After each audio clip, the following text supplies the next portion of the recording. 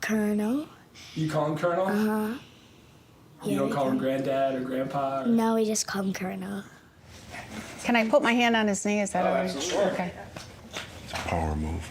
Oh, it is? If it's okay with him. It's okay with him. It's a power move, really? An Army colonel knows a thing or two about power. Colonel Gary Steele has a powerful story.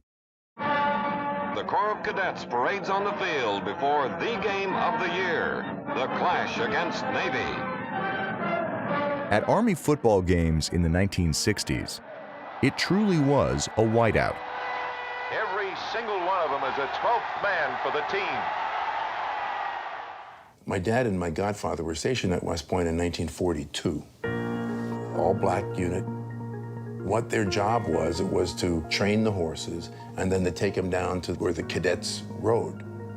For them to move around the academy and there's nobody that looks like them at all. For them to be in the stands, September 1966, the first game, I was starting at tight end. For those two Buffalo Soldiers, that was a special moment. Starting the first, I just can't imagine what their feelings were. He was the first black football player at West Point.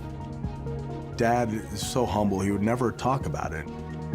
We'd ask him about games. It's like, yeah, you know, I played football and I enjoyed it.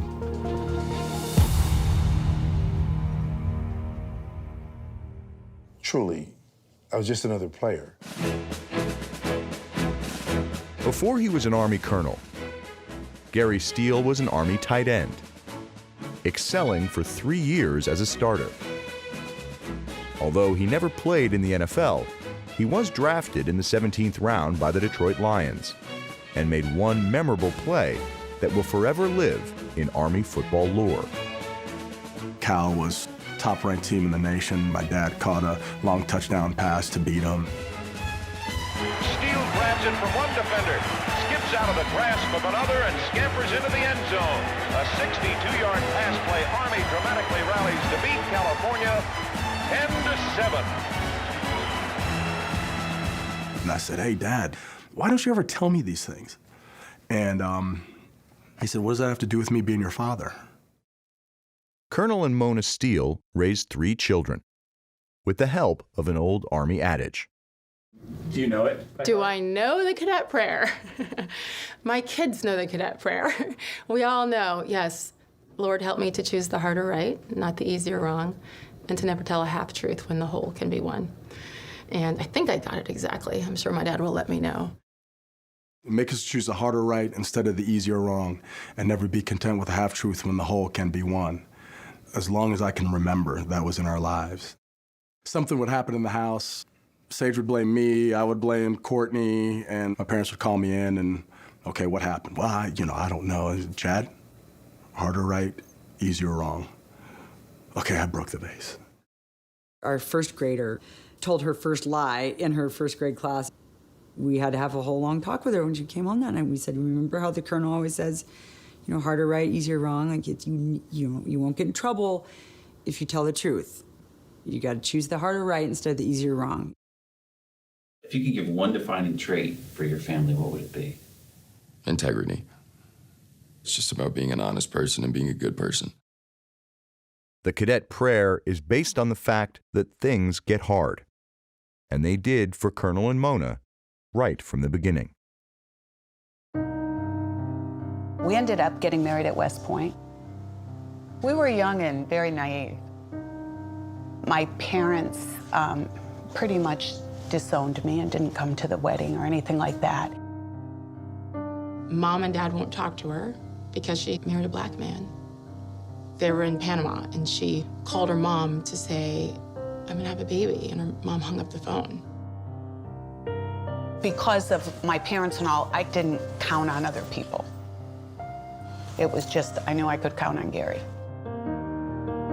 There were many things that were said about what a relationship with a black husband would be and how you would end up being treated, etc. And so how are her parents going to know she's okay? So I believe it was once a month. Once a month. And once a month, I would pen a letter. Here's where we are, here's what's going on, here's what we're doing together. Never received a return letter. They were always really nice letters. I mean, I questioned him every month. I'd say, I don't know why you're doing this. I do not know why you're doing this because they'll never write you or anything. And he'd say, they need to know you're okay. All right. It was the right thing to do. Yeah. It was to prove a point. You know, I am taking good care of this young woman. I am doing the right thing. When we finally did get together and I had the opportunity to meet her father, he says, Gary, in his voice, you know, he says, Gary, I'd like to just forget this and move forward from here. And I guess there was a little bit of a burr under my saddle there. And I said to him, I said, Duke, I said,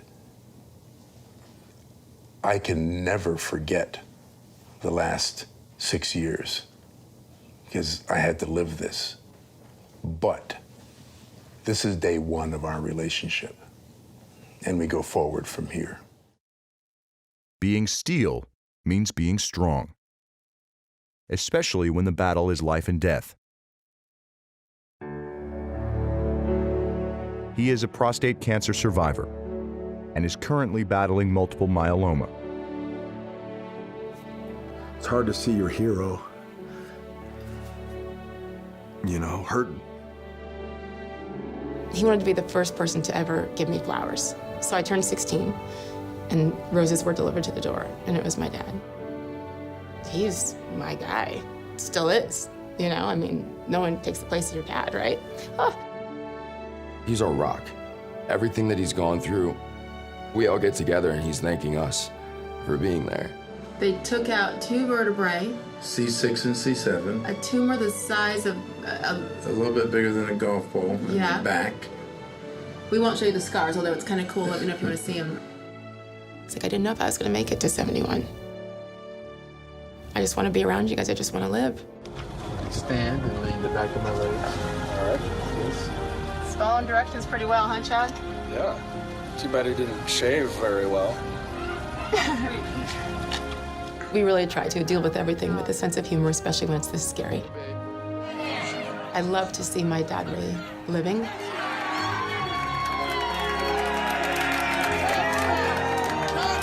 right. Ooh. Yes! It was down to the last freaking second. Colonel will always have his faith, his family, and Mona. My dad's the colonel, we call my mom the general. She does what needs to get done. The things that we don't see when he's home and he's struggling, she does, and she picks him up when he needs it. My parents are amazing, amazing people. We have great examples to show how we should be as spouses and as parents.